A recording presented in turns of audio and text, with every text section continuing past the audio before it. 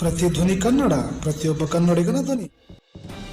ಪಂಚಭೂತಗಳಲ್ಲಿ ಲೀನವಾದ ಕರ್ನಾಟಕ ಅಂಗವಿಕಲರ ರಾಜ್ಯ ಒಕ್ಕೂಟದ ರಾಜ್ಯಾಧ್ಯಕ್ಷ ದಿವಂಗತ ಡಾಕ್ಟರ್ ಚಲವರಾಜು ಎಂಎಸ್ 1 ಜುಲೈ 2024ರಂದು ಮೈಸೂರಿನ ಬಿಕೆಜಿ ಅವಾಂತ್ ಖಾಸಗಿ ಆಸ್ಪತ್ರೆಯೊಂದರಲ್ಲಿ ತಮ್ಮ ಕಾಲಿನ ತೊಂದರೆ ನಿವಾರಿಸುವುದಕ್ಕೋಸ್ಕರ ದಾಖಲಾಗಿದ್ದು, ಮಂಗಳವಾರ ಕಾಲಿನ ಆಪರೇಷನ್ ಮಾಡುವುದಾಗಿ ಹೇಳಿ ದಿಢೀರನೆ ಸೋಮವಾರನೇ ಆಪರೇಷನ್ ಮಾಡುತ್ತೇವೆ ಎಂದು ವೈದ್ಯರು ಡಾಕ್ಟರ್ ಚಲವರಾಜುಗೆ ತಿಳಿಸಿದ ನಂತರ ಚಲವರಾಜು ತಮ್ಮ ಅತ್ಯಂತ ಆಪ್ತರೊಂದಿಗೆ ಮೈಸೂರಿನ ಬಿಕೆಜಿ ಅವಾಂತ್ ಹಾಸ್ಪಿಟಲ್ ವೈದ್ಯರು ತುರ್ತಾಗಿ ಇಂದೇ ಆಪರೇಷನ್ ಮಾಡ್ತಿದ್ದಾರೆ, ಯಾಕೋ ಗೊತ್ತಿಲ್ಲ ಎಂದು ಸೋಮವಾರ ಬೆಳಗ್ಗೆ 11:30ರ ಸುಮಾರಿಗೆ ತನ್ನ ನೋವನ್ನ ಹಂಚಿಕೊಂಡಿದ್ದ.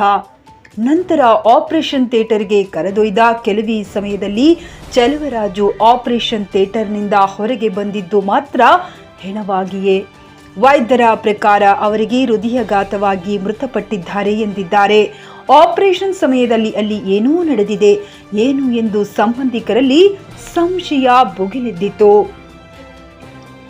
ನಂತರ ವಿಷಯ ತಿಳಿದ ಅವರ ಸಂಬಂಧಿಕರು ಚಲವರಾಜು ಅವರ ಈ ಮರಣ ಘಟನೆಯಲ್ಲಿ ಏನೂ ಸಂಶಯ ವ್ಯಕ್ತವಾಗಿ ಚಲವರಾಜು ಅವರ ಪಾರ್ಥಿವ ಶರೀರವನ್ನು ಪೋಸ್ಟ್ ಮಾರ್ಟಂ ಮಾಡಿಸಲೆಂದು ಮಂಡ್ಯ ಜಿಲ್ಲಾಸ್ಪತ್ರೆಗೆ ರವಾನಿಸುತ್ತಾರೆ. ಈ ಚಲವರಾಜು ಅವರ ಹೃದಯಾಘಾತದ ವಿಷಯ ಸೋಮವಾರ ಸಾಯಂಕಾಲ ರಾಜ್ಯಾದ್ಯಂತ ಕಾಡ್ಗಿಚ್ಚಿನಂತೆ ಹರಡಿದ ಕೂಡಲೇ ರಾಜ್ಯಾದ್ಯಂತ ಇರುವ ನೂರಾರು ವಿಕಲಚೇತನ ರಾಜ್ಯ ಜಿಲ್ಲಾ ನಾಯಕರು ಮಂಡ್ಯ ಜಿಲ್ಲಾಸ್ಪತ್ರೆಯ ಶವಗಾರರಾದ ಮುಂದುಗಡೆ ಮಂಗಳವಾರ ದಿವಸ ಬೆಳಗ್ಗೆನೇ ಜಮಾಗೊಂಡರು. ಸಾಯಂಕಾಲ 2 ಗಂಟೆಯಾದರೂ ವೈದ್ಯಾಧಿಕಾರಿಗಳು, ಪೊಲೀಸ್ ಇಲಾಖೆಯ ಅಧಿಕಾರಿಗಳು ಮಾತ್ರ ಯಾವುದೇ ಪೋಸ್ಟ್ ಮಾರ್ಟಂ ಪ್ರಕ್ರಿಯೆ ಮಾಡದೇ ಇರುವುದಕ್ಕೆ ಹಲವಾರು ಸಂಶಯ ವ್ಯಕ್ತವಾಗಿ ಚಲವರಾಜು ಅವರ ಅಭಿಮಾನಿಗಳಿಂದ ಗದ್ದಲ ಎದ್ದ ಕೂಡಲೇ ತಕ್ಷಣ ವೈದ್ಯಾಧಿಕಾರಿಗಳು ಪಾರ್ಥಿವ ಶರೀರದ ಬಗ್ಗೆ ಹೆಚ್ಚಿನ ಮಾಹಿತಿ ಪಡೆಯಲು ಬಾಡಿ ಸ್ಕ್ಯಾನ್ ಪ್ರಕ್ರಿಯೆಗೆ ಒಳಪಡಿಸುತ್ತಾರೆ. ನಂತರ ಮತ್ತೆ ಶವಗಾರಕ್ಕೆ ರವಾನಿಸಿ ಸಾಯಂಕಾಲ 4 ಗಂಟೆಯಾದರೂ ಶವವನ್ನ ಮಾತ್ರ ಸಂಬಂಧಪಟ್ಟವರಿಗೆ ರವಾನಿಸಿದ ಕಾರಣ ವೈದ್ಯರಲ್ಲಿ ಸರಣಿ ಮೀಟಿಂಗ್ ಮಾಡಿಯೂ ಕೂಡ ಶವ ಒಪ್ಪಿಸಲು ಮುಂದಾಗಲಿಲ್ಲ. ಎಲ್ಲರಲ್ಲಿ ಮತ್ತೆ ಹಲವಾರು ಸಂಶಯ ಉಂಟಾಗಿ ಗದ್ದಲ ಎದ್ದ ಕೂಡಲೇ ನಂತರ ತುಂಬಾ ತಡವಾಗಿ ಪೋಸ್ಟ್ ಮಾರ್ಟಂ ಮಾಡಿ ಶವವನ್ನ ಕುಟುಂಬಸ್ಥರಿಗೆ ಒಪ್ಪಿಸುವ ಮೊದಲು ಜಿಲ್ಲಾಡಳಿತದ ಪರವಾಗಿ ಜಿಲ್ಲಾಧಿಕಾರಿಗಳ ಅನುಪಸ್ಥಿತಿಯಲ್ಲಿ ಜಿಲ್ಲಾ ಪಂಚಾಯಿತಿ ಕಾರ್ಯನಿರ್ವಾಹಕ ಅಧಿಕಾರಿ, ಮಹಿಳಾ ಮಕ್ಕಳ ಹಾಗೂ ಹಿರಿಯ ನಾಗರಿಕರ ಕಲ್ಯಾಣ ಇಲಾಖೆಯ ಅಧಿಕಾರಿಗಳು ಹಾಗೂ ಜಿಲ್ಲಾಸ್ಪತ್ರೆಯ ವತಿಯಿಂದ ಗೌರವ ಸಮರ್ಪಣೆ ಹಾಗೂ 1 ನಿಮಿಷ ಮೌನಾಚರಣೆ ಸಲ್ಲಿಸಲಾಯಿತು. ಒಬ್ಬ ಧೀಮಂತ ವ್ಯಕ್ತಿ ನಿನ್ನೆ ದಿವಸ ಅಕಾಲಿಕ ಮರಣಕ್ಕೆ ತುತ್ತಾಗಿದ್ದಾರೆ. ಅವರು ಕರ್ನಾಟಕ ರಾಜ್ಯ ವಿಕಲಚೇತನ ಬಂಧುಗಳ ಒಕ್ಕೂಟದ ಅಧ್ಯಕ್ಷರಾಗಿ ಸಲ್ಲಿಸಿದ ಸೇವೆ, ಇಡೀ ರಾಜ್ಯದಲ್ಲಿ ಸಲ್ಲಿಸಿದ ಸೇವೆ ತಮಗೆಲ್ಲರೂ ಸಹ ಗೊತ್ತಿರ್ತಕ್ಕಂಥದ್ದು. ಮತ್ತು ಈ ಒಂದು ವಿಕಲಚೇತನ ಬಂಧುಗಳ ಭವಿಷ್ಯದ ಬದುಕನ್ನು ಹಸನುಗೊಳಿಸೋದಕ್ಕೆ ಸಾಕಷ್ಟು ಪ್ಲಾನ್ಗಳು, ಯೋಜನೆಗಳನ್ನು ರೂಪಿಸ್ಕೊಂಡಿದ್ದು ಅವುಗಳನ್ನು ಕಾರ್ಯರೂಪಕ್ಕೆ ತರಬೇಕು ಅಂತ ಸದಾ ತುಡಿತಾ ಇದ್ದಂಥ ವ್ಯಕ್ತಿಯವರು.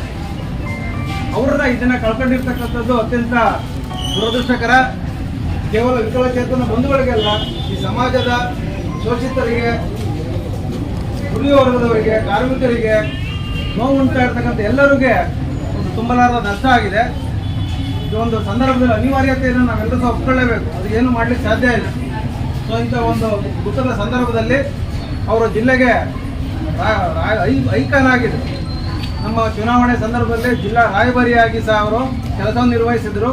ಸೊ ಅವರ ಒಂದು ಹೋರಾಟದ ಬದುಕು, ಅವರ ಸೇವೆಯನ್ನು ಸ್ಮರಿಸಿ ಜಿಲ್ಲಾಡಳಿತದ ವತಿಯಿಂದ ಈ ದಿನ ಅವರನ್ನು ಗೌರವಿಸಿ 1 ನಿಮಿಷ ಮೌನಾಚರಣೆ ಮಾಡಿ ಇಲ್ಲಿಂದ ಬೀಳ್ಕೊಡ್ಬೇಕು ಎಂಬುದಾಗಿ ತೀರ್ಮಾನ ಮಾಡಲಾಯಿತು.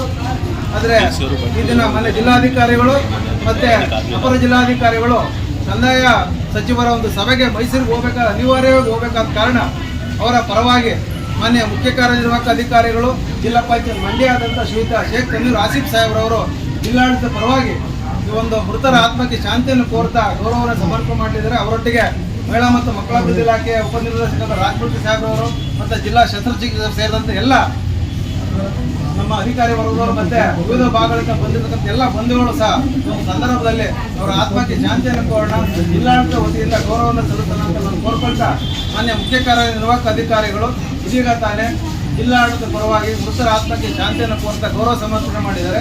ಈ ಸಂದರ್ಭದಲ್ಲಿ ನಾವೆಲ್ಲರೂ ಸಹ ಅವರ ಆತ್ಮಕ್ಕೆ ಶಾಂತಿಯನ್ನು ಕೊಡ್ತಾ ಮತ್ತೊಮ್ಮೆ ಇದೇ ಹೋರಾಟಗಾರ ಚಲುವರಾಜು ಮತ್ತೊಮ್ಮೆ ಹುಟ್ಟಿ ಬರಲಿ ಸಮಾಜದಲ್ಲಿ ಅಂತ ಆಶಿಸ್ತಾ ಅವರ ಆತ್ಮಕ್ಕೆ ಶಾಂತಿ ಕೊಡ್ತಾ ಒಂದು ನಿಮಿಷ ನಾವೆಲ್ಲರೂ ಸಹ ಮೌನಾಚರಣೆ ಮಾಡೋಣ. ದಯಮಾಡಿ ಎಲ್ಲರೂ ಸಹ ಮಾತಾಡಬೇಡಿ, ಸಹಕರಿಸಬೇಕು. ಒಂದು ನಿಮಿಷ ಮೌನಾಚರಣೆ.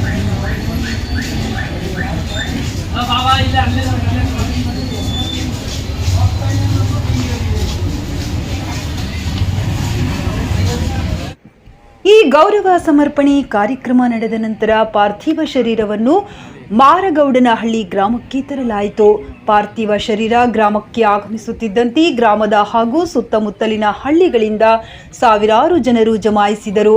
ದಿವಂಗತ ಚಲುವರಾಜು ಅವರ ಶರೀರವನ್ನು ಸ್ವಗೃಹದ ಮುಂದೆ ಸಾರ್ವಜನಿಕರ ದರ್ಶನಕ್ಕಾಗಿ ಇಡಲಾಯಿತು. ಶರೀರ ಬರುತ್ತಿದ್ದಂತೆಯೇ ಕುಟುಂಬಸ್ಥರ ಆಕ್ರಂದನ ಮುಗಿಲು ಮುಟ್ಟುವಂತಿತ್ತು.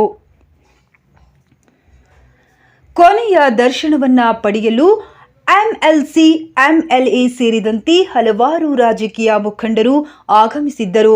ನಂತರ ದಿವಂಗತ ಚಲುವರಾಜು ಅವರ ತೋಟದ ಜಮೀನಿನಲ್ಲಿ ವಿಧಿವಿಧಾನಗಳ ಮೂಲಕ ಅಂತ್ಯಕ್ರಿಯೆಯನ್ನು ಸಲ್ಲಿಸಲಾಯಿತು. ಆದರೂ ಕೂಡ ದಿವಂಗತ ಚಲುವರಾಜು ಅವರ ಮರಣಕ್ಕೆ ಹಲವಾರು ಸಂಶಯಗಳ ಹುತ್ತದ ನಡುವೆಯೇ ವಿಧಿವಿಧಾನಗಳ ಮೂಲಕ ಅಂತ್ಯಕ್ರಿಯೆ ಸಲ್ಲಿಸಲಾಯಿತು. ದಿವಂಗತ ಚಲುವರಾಜು ಅವರ ಸಾವಿಗೆ ನಿಜವಾದ ಕಾರಣ ಪೋಸ್ಟ್ಮಾರ್ಟಂ ವರದಿಯಿಂದ ಮಾತ್ರ ಬಯಲಾಗಬೇಕಾಗಿದೆ ಎನ್ನುವುದು ಚಲುವರಾಜು ಅವರ ಅಭಿಮಾನಿಗಳ, ರಾಜ್ಯ ವಿಕಲಚೇತನ ನಾಯಕರ ಹಾಗೂ ರಾಜ್ಯ ವಿಕಲಚೇತನರ ಅಭಿಪ್ರಾಯವಾಗಿದೆ ಅಷ್ಟೇ. ಬ್ಯೂರೋ ರಿಪೋರ್ಟ್ ಶಶಿಧರ್ ಶಿರಸಂಗಿ, ಪ್ರತಿಧ್ವನಿ ಕನ್ನಡ ಡಿಜಿಟಲ್ ಮೀಡಿಯಾ ಕರ್ನಾಟಕ. ನಿರಂತರ ಸುದ್ದಿಗಳಿಗಾಗಿ ನೋಡ್ತೀರಿ ಪ್ರತಿಧ್ವನಿ ಕನ್ನಡ ಡಿಜಿಟಲ್ ಮೀಡಿಯಾ. ಸಬ್ಸ್ಕ್ರೈಬ್ ಮಾಡಿ, ಲೈಕ್ ಕೊಡಿ, ಕಮೆಂಟ್ ಮಾಡಿ, ಇತರರಿಗೂ ಶೇರ್ ಮಾಡಿ.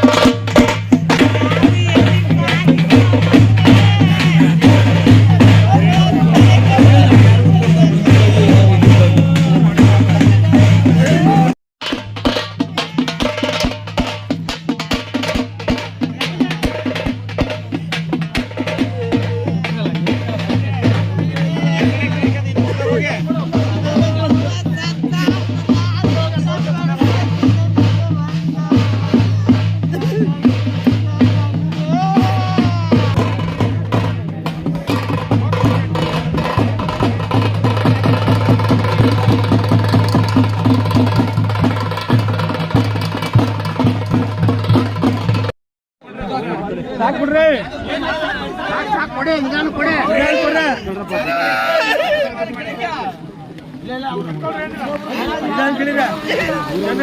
ಸಾಕು. ಬಿಗಿಯಾಗಿ ಇಟ್ಕೊಳ್ಳಿ, ಬಿಗಿಯಾಗಿ ಇಟ್ಕೊಳ್ಳಿ.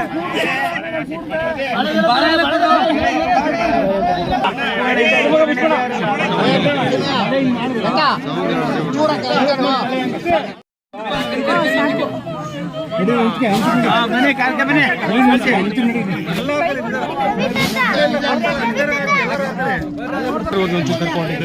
ಕರ್ಕೋಗಿಲ್ಲ, ಧೂಳು ಹೇಳ್ತದೆ. ಜೊತೆಲಿದ್ದರು ಅವ್ರೇನು ಮಾಡ್ಕೊಳ್ಳಿ ಪಾಪ.